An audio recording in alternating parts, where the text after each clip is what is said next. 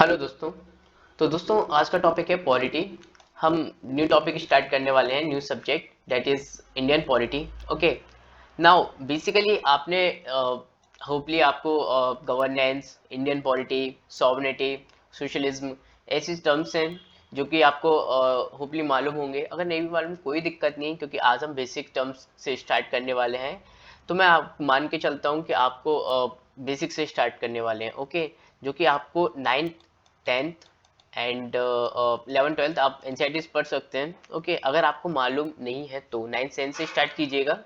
Now अगर हम start करें डेट पॉलिटी का मतलब क्या होता है, तो पॉलिटी एक तरीके से आप समझ सकते हैं कि पॉलिटिकल यूनिट होती है, एंटिटी होती है।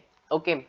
जिसमें group of people sharing similar identity come together.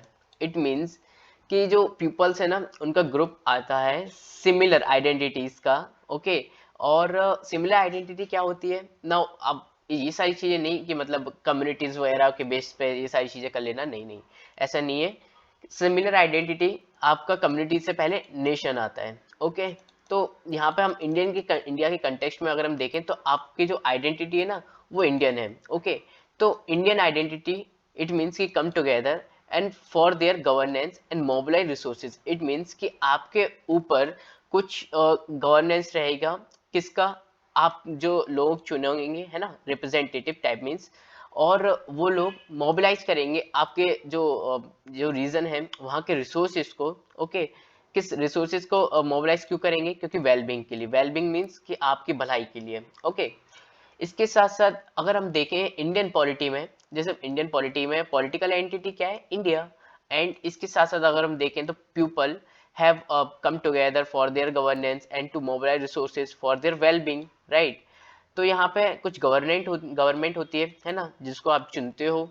और वो गवर्नमेंट है ना रूल्स वगैरह बनाते हैं। ओके। एंड एक तरीके से आप बोल सकते हो कॉन्स्टिट्यूशंस होता है। मतलब जो रूल्स होते हैं ना, उसको आप कॉन्स्टिट्यूशंस बोल सकते हैं, या वो रूल्स कॉन्स्टिट्यूशंस को सेटिस्फाई करेंगे, कंफर्म करेंगे। ओके। तो अब ग्रुप ऑफ पीपल रेस्पॉन्सिबल रहेगा रूल के लिए। ओके। जो आप गवर्नमेंट उसको चूज कर रहे हो। ओके। अब यहाँ पे हम एग्जांपल लें तो it is an political entity, right. अब यहाँ पे कुछ लोग रह रहे हैं है ना, और इन्हीं में से कुछ गवर्नमेंट है, राइट। इसके साथ साथ अगर हम देखें तो जो गवर्नमेंट होती है ना, that is elected by us. That means कि हम ही उसको रिप्रेजेंटेटिव, आप पढ़ोगे आगे रिप्रेजेंटेटिव क्या होता है, रिप्रेजेंटेटिव पॉलिटिक्स क्या होती है। ओके। एंड सिस्टम्स वगैरह क्या होता है, तो इसके बारे में आप पढ़ोगे। नाउ बेसिकली अगर हम टर्म्स देखें तो for the well being of people, effective governance of the country, right. And इसके साथ साथ स्टेट क्या होता है, चलो आओ स्टेट समझते हैं। तो जैसे आपको मालूम होगा, अब यहाँ पे नॉर्मली अब जो मध्य प्रदेश और या उत्तर प्रदेश वगैरह ऐसे नहीं है state. Okay. State is like a country. Okay. It means कि एक कोई उस पर टेरिटरी होनी चाहिए। ओके। जैसे लाइक बाउंड्री है ना, और यहाँ पे कुछ पॉपुलेशन होनी चाहिए। ओके। और इन्हीं पॉपुलेशन में से कुछ रिप्रेजेंटेटिव होनी चाहिए। रिप्रेजेंटेटिव डेट मीन्स कि गवर्नमेंट होनी चाहिए, है ना, वो वहाँ पे जो रूल वगैरह करती है। और रिप्रेजेंटेड जो भी कर रहा है, ओके, जो गवर्नमेंट है वहाँ पे, वो सॉवरेन होनी चाहिए। ओके। एंड जैसे सॉवरेन इट मीन्स कि सॉवरेन का मतलब होता है बेसिकली कोई भी आप डिसीजंस ले रहे हो। ओके। तो आपके ऊपर किसी का प्रेशर ना रहे। नाउ अगर हम बात करें गवर्नेंस के बारे में तो अब देखो it's like an collective decision making. That means कि यहाँ पे ना अब काफ़ी लोग गवर्नमेंट में है। ओके। अब वो कुछ डिसीजंस ले रहे हैं। ओके। किसी के लिए, और किसी पॉलिसीज वगैरह वो बना रहे हैं। ओके। किसी चीज़ को चलाने के लिए, या फिर कोई पॉलिसीज को चलाने के लिए, और या फिर आपके लिए भलाई के लिए कर रहे हैं। ओके। तो वो क्या हुआ, वो गवर्नेंस ही तो है।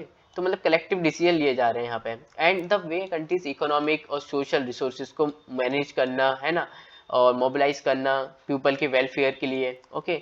तो बेसिकली एज सच यहाँ पे कोई परफेक्ट डेफिनेशन नहीं दी है। ओके। बट वर्ल्ड बैंक जो द्वारा जो ये डेफिनेशन है, the way countries of economic and social resources are manage for the welfare of people. Okay.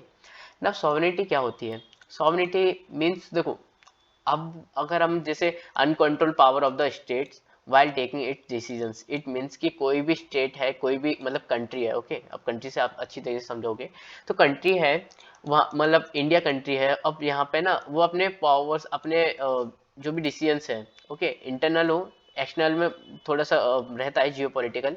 ना इंटरनल सारे डिसीजंस ले रही है, ओके, इस किसी का प्रेशर नहीं है।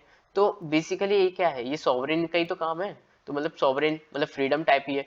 Now India while taking its decisions does not recognize any other power, okay, किसी भी पावर्स को रिकॉग्नाइज नहीं करती जब अपने डिसीजन ले रही होती है। नाउ सोशलिज्म के बारे में अगर हम बात करें तो सोशलिज्म जैसे आप जानते हो कि सिर्फ इक्वालिटी पे फोकस होता है सोशलिज्म में।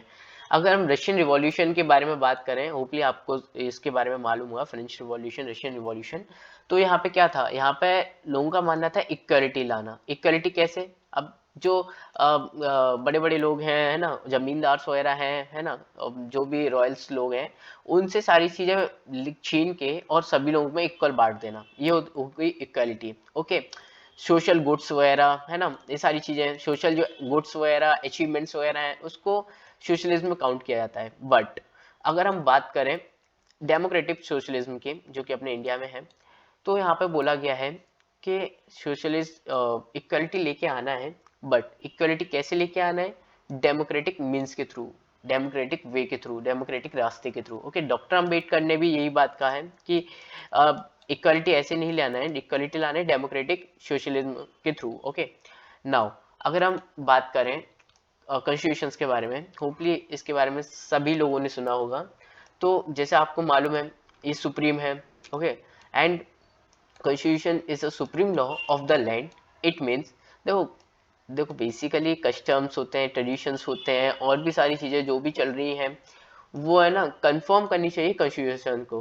ओके, और साथ ही साथ है ना, अगर हम देखें जो भी लॉ पास किए जाते हैं ना लेजिस्लेचर से, वो कंफर्म करते हैं कॉन्स्टिट्यूशन को। अगर वो कंफर्म नहीं करते हैं तो उनको अनकॉन्स्टिट्यूशनल और वाइड, ओके, जुडिशरी डिक्लेयर कर देती है, राइट। इसके बारे में डिस्कस करेंगे कैसे करती है, क्या जुडिशियल रिव्यू होता है, सारी चीज़ें हम होपली डीपली डिस्कस करेंगे।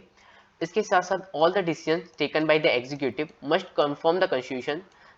देखो बेसिकली जो एग्जीक्यूटिव वगैरह जो डिसीजंस परफॉर्म करते हैं, ओके, इट मीन्स ये नहीं कि कोई भी आर्बिटरी पावर, आर्बिटरी मीन्स कि मतलब कुछ भी करेंगे वो लोग, ऐसा नहीं कर सकते। उनके पास कुछ राइट्स, कुछ लिमिटेड गवर्नमेंट भी होती है, लिमिटेड पावर होती है गवर्नमेंट के पास, साथ ही साथ एग्जीक्यूटिव के पास। ओके, एग्जीक्यूटिव यहाँ पे जो नॉर्मली जो लोग एग्जीक्यूटिव डेट मीन्स की आईएएस वगैरह, आईपीएस वगैरह, ओके, ये सभी लोग जो यहाँ पे पब्लिक सर्वेंट हैं। ओके, एंड इसके साथ साथ देखें तो हम देखो कॉन्स्टिट्यूशन है ना, फंडामेंटल लॉ ऑफ लैंड है। It means legislature, executive, judiciary सब निकल के यहीं से आए हैं, सबका ऑलरेडी मेंशन है। ओके, क्या किसकी क्या ड्यूटीज वगैरह है, क्या परफॉर्म करना है। और देखो कॉन्स्टिट्यूशन नहीं होता तो मे बी शायद ये भी नहीं होते और इंडिया भी नहीं होता। Okay, if India is a country, okay, that means कि अगर हम देखें तो कॉन्स्टिट्यूशन को देखो पार्लियामेंट सबसे ऊपर कौन होता है अभी, मतलब अभी अगर हम बात करें तो नेता वगैरह होते हैं ना, तो वो क्या होता है, पार्लियामेंट होता है। पार्लियामेंट्स को पावर कौन देता है, मतलब अगर हम बात करें लेजिस्लेचर को, ओके, लेजिस्लेचर को पावर कौन देता है, कॉन्स्टिट्यूशन। ओके, कॉन्स्टिट्यूशन को पावर कौन देता है, पीपल। तो it डेराइव्स it's power from people, मतलब पीपल की एक तरीके से आप बोल सकते हो, है ना, पीपल भी तो ऊपर ही है, सुप्रीम ही है। नाउ हमने इसके बारे में बात किया। ओके, तो होपली ये सारी टर्म्स आपको समझ में आए होंगे। ये हमारी फर्स्ट क्लास है, इससे हम धीरे धीरे करके मूव ऑन करेंगे अपने सारे जो टॉपिक्स हैं उनके ऊपर। ओके, तो होपली आपको ये सारी चीज़ें समझ में आई होगी। कोई भी इशू हो, कोई भी प्रॉब्लम हो, आप कमेंट बॉक्स में अपना कमेंट ड्रॉप कर सकते हैं। Thank you so much.